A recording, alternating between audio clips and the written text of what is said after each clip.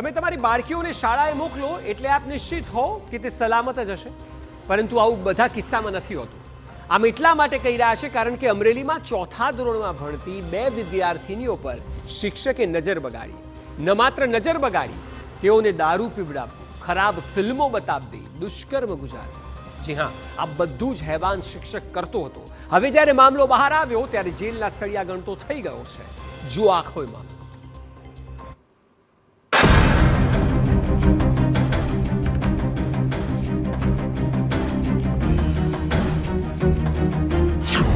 हैवानियतनी हद पार.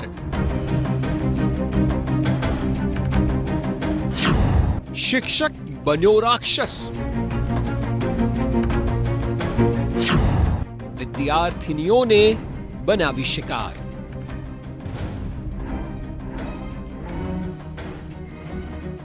તમારી TV screen પર ઉભેલા આ આરોપીને જુઓ. આ શખ્સ વ્યવસાય શિક્ષક છે, પરંતુ ગુરુની પદવીને લાંછન લગાવતું કૃત્ય આ વ્યક્તિએ કર્યું છે. આ શિક્ષકનું નામ છે મહેન્દ્ર પટેલ. આરોપી શિક્ષક પર આક્ષેપ છે કે તેણે 2 વિદ્યાર્થીનીઓ પર નજર બગાડી. બંનેને તે દારૂ પીવડાવતો. 8 દિવસથી આ સિલસિલો ચાલતો હતો. ધોરણ 4માં ભણતી બંને દીકરીઓ સાથે દુષ્કર્મ પણ કર્યું. પીડિતાના પિતાએ તેને રંગે હાથ ઝડપ્યો. મારી છોકરી હારે શાળાની અંદર શિક્ષક ગલત કામ કરતો હતો, એની જાણ મને મળી એટલે મેં બીજે દિવસે એને તપાસમાં ગયો. એટલે મને શિક્ષક હડપલા કરતા દેખાયો એટલે મેં તરત એના ઉપર એક્શન લીધી, એને રંગે હાથે ઝડપ્યો. બરાબર. અને તાલુકા પોલીસ સ્ટેશનમાં મેં ફરિયાદ નોંધાવી અને અત્યારે અમે તાલુકા પોલીસ સ્ટેશને છીએ. અને આમાં ગુનેગાર જે મહેન્દ્ર સાહેબ છે એને કડકમાં કડક સજા મળે અને ફાંસીની સજા મળે એવી મારી રિક્વેસ્ટ છે. દારૂ પીવડાવે છે છોકરાઓને. શરદીની ઉધરસની દવા કહીને એ દારૂ પીવડાવતા હતા. આખો મામલો સામે આવતા પીડિતાના પરિવારે શિક્ષકને ફાંસી સુધીની માંગ કરી છે. આ મામલે પોલીસ ફરિયાદ થતા પોલીસ એક્શનમાં આવી. પોલીસે પીડિતાના પિતાની ફરિયાદ બાદ આરોપીને દબોચી લીધો છે અને આગળની કાર્યવાહી હાથ ધરી છે. 2 બાળકીઓ સાથે છેલ્લા થોડા સમયથી ક્યાંક શારીરિક હડપલા કે દુષ્કર્મ કરતા હોય, જે બાબતે ભોગ બનનાર દ્વારા પોતાના સગા સંબંધીને સૌથી પહેલાંની જાણ કરતા તેના પિતા દ્વારા સ્કૂલમાં સંતાઈને જોઈ તેમને તથ્ય જણાતા તાત્કાલિક એ જ દિવસે એની રૂમ ચેક કરતા દીકરી શિક્ષકના ઓફિસ રૂમમાં મળી આવેલ. તાત્કાલિક પોલીસને જાણ કરવામાં આવી. પોલીસ સ્થળ પર પહોંચી અમરેલી રૂરલ પોલીસ સ્ટેશનમાં આ બાબતે ગુનો દાખલ કરવામાં આવેલ છે. આરોપીની ધરપકડ કરવામાં આવેલ છે. હાલ અમરેલી રૂરલ પીઆઈ ઓમદેવસિંહ જાડેજા દ્વારા આની તપાસ કરવામાં આવેલી છે. એફએસએલની ટીમની પણ મદદ લેવામાં આવી છે. જો કે આ મામલે હવે કોંગ્રેસના નેતા અમિત ચાવડાએ પણ તીખી પ્રતિક્રિયા આપી.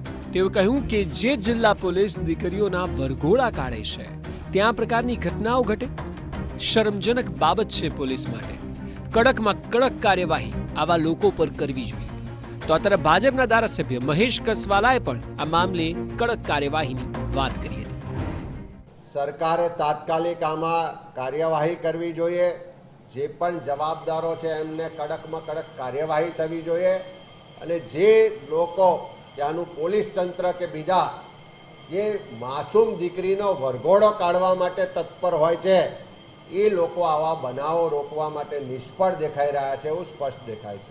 કે ગુરુ અને શિષ્ય, શિક્ષક અને શિષ્યના જે પવિત્ર સંબંધો જે પ્રસ્થાપિત આપણે ત્યાં થયા છે સામાજિક વ્યવસ્થામાં, એમને અપવિત્ર કરવાનું આ ઈસમે કૃત્ય કર્યું છે. રાજ્ય સરકારે પણ એના પર કડક કાર્યવાહી થાય, કાનૂની ગાળીઓ એનો કસવામાં આવે એ પ્રકારની સૂચનાઓ તંત્ર દ્વારા, રાજ્યના ગૃહ મંત્રાલય દ્વારા અને મુખ્યમંત્રી દ્વારા પણ આપવામાં આવ્યા છે. ફરીથી આવી ઘટનાઓને નિવારી શકાય, આવી ઘટના ન બની શકે એવા પ્રકારની કાર્યવાહી અમે પણ ઈચ્છીએ છીએ કે આવા પ્રકારની કાર્યવાહી. આ ઘટનાની ગુજરાત રાજ્ય પ્રાથમિક શિક્ષક સંઘે પણ ટીકા કરી છે અને આરોપી શિક્ષકને કડકમાં કડક સજા થાય તેવી માંગ કરી છે. આ શિક્ષકને કડકમાં કડક સજા થાય અને ફાસ્ટ ટ્રેકમાં કેસ ચલાવી અને ફાંસીની સજા થાય એવી ગુજરાતના રાજ્યના શિક્ષકો વતી અમે માગણી કરી છે. આવી જ્યારે ઘટના બનતી હોય ત્યારે સમગ્ર દેશમાં, સમગ્ર ગુજરાતમાં શિક્ષકને ગુરુના રૂપમાં જોતા હોય અને ગુરુની દ્રષ્ટિથી જ્યારે હોય ત્યારે એક સમાજમાં આવા શિક્ષકો એ તમામ શિક્ષકો માટે નહીં, તમામ સમાજ માટે એક કલંકરૂપ છે. ત્યારે આવા શિક્ષકોને ઝડપથી સજા થાય અને કડકમાં કડક સજા થાય અને એક દાખલો બેસે. આ કેસમાં ચોંકાવનારી અનેક વિગતો છે. પીડિતાના પિતાનો જે આરોપ છે તે મુજબ લંપટ શિક્ષક શરદીની દવાના બહાને આ નાની વિદ્યાર્થીનીઓને દારૂ પીવડાવી દેતો હતો. એટલું જ નહીં, મોબાઈલ પર અશ્લીલ ફિલ્મો પણ બતાવતો હતો. હાલ તો આ તમામ મુદ્દે પોલીસ તપાસ કરી રહી છે. પોલીસ લંપટ શિક્ષક મહેન્દ્ર પટેલ વિરુદ્ધ તમામ પુરાવાઓ શોધવા મથી પણ રહી છે. આ માટે એફએસએલની પણ મદદ લેવામાં આવી છે. હાલ તો સમગ્ર શિક્ષણ જગત સહિત સૌ કોઈ આ હવસખોર શિક્ષક વિરુદ્ધ ફટકાર વરસાવી રહ્યું છે. Bureau report, TV9. આ કોઈ પહેલીવારનો શિક્ષક નથી કે જેણે પોતાની વિદ્યાર્થીનીઓ પર નજર બગાડી હોય અને દુષ્કર્મ કર્યું હોય.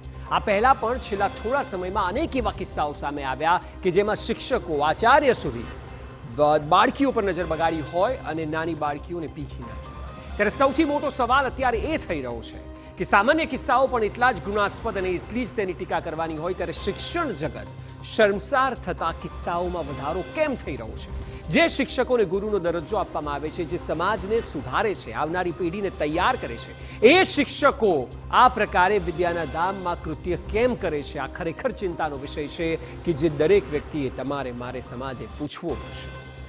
સૌથી પહેલો અને બીજો સવાલ એ કે કેમ ગુરુ થઈને મર્યાદા ભૂલ્યો આ કેસમાં? એટલા માટે કારણ કે ચોથા ધોરણમાં ભણતી વિદ્યાર્થીની આપ કલ્પના કરો, એ ગુરુને સર્વસ્વ માનતી હશે. જ્યારે સ્કૂલમાં જતી હશે ત્યારે આદરથી જોતી હશે, તેઓ જે કહેતા હશે તે કરતી હશે. અને આવી બે વિદ્યાર્થીનીઓને જે ફૂલ જેવી છે તેમને ગુરુએ જ મર્યાદા ભૂલીને પોતાનો શિકાર બનાવે છે. સવાલ તો એ પણ છે કે થોડી વાર માટે ક્ષણભર પણ બાળકોના ભવિષ્યનો વિચાર નહીં આવ્યો હોય. એટલા માટે કારણ કે બની શકે કે શિક્ષકને પોતે પણ તો બાળક હશે ઘરે, અને આટલા નાના ભૂલકાઓને શિકાર બનાવવા આ કયા પ્રકારની રાક્ષસી માનસિકતા છે તે ન સમજાય તેવી વાત છે. ખરેખર કોઈ શબ્દો ન મળે જે પ્રકારનું કૃત્ય આ લોકો કરે છે, અને એ પણ શિક્ષણના ધામમાં કે જ્યાં ગુરુને એક દરજ્જો આપવામાં આવે છે. વાલીઓને એવું હોય છે કે તેમની બાળકી સ્કૂલે ગઈ છે એટલે સુરક્ષિત હશે કારણ કે ત્યાં ટીચર સારા છે. ઘણી વાર લોકો એવું કહેતા હોય છે કે ત્યાં શિક્ષણ સારું છે, સ્કૂલમાં ટીચરો સારા છે. એ ભરોસા પર મોકલતા હોય છે 6-7 કલાક, અને ત્યાં આ પ્રકારની ઘટના ઘટે એટલે ખરેખર દુઃખ થાય. સવાલ તો એ પણ છે કે શું કડકમાં કડક કાર્યવાહી હવે સમયની માંગ છે? તો આનો જવાબ હા છે. એટલા માટે કારણ કે આ એ આરોપીઓ છે કે જેઓ ભણેલા છે, જેઓ ખરેખર સુખી સંપન્ન છે. આપણે અનેક વાર એવા કિસ્સા સાંભળતા હોય છે કે જ્યાં રોડ પર રહેતા લોકો અથવા તો જે લોકો મજૂરી કરે છે અથવા તો જે લોકોની જીવનમાં સમસ્યાઓ છે તેઓ ક્યાંક આવી ભૂલ કરી બેસે છે. તે પણ એટલી જ નિંદનીય છે. પણ આ તો શિક્ષકો છે કે જેઓ સમાજને સુધારવાની જવાબદારી લે છે, જેઓ ભવિષ્યની પેઢી તૈયાર કરવાની વાત કરે છે, અને તેઓ આ પ્રકારનું કૃત્ય કરે એટલે કડકમાં કડક કાર્યવાહી થવી ખૂબ જ જરૂરી છે. જો કે હવે વાત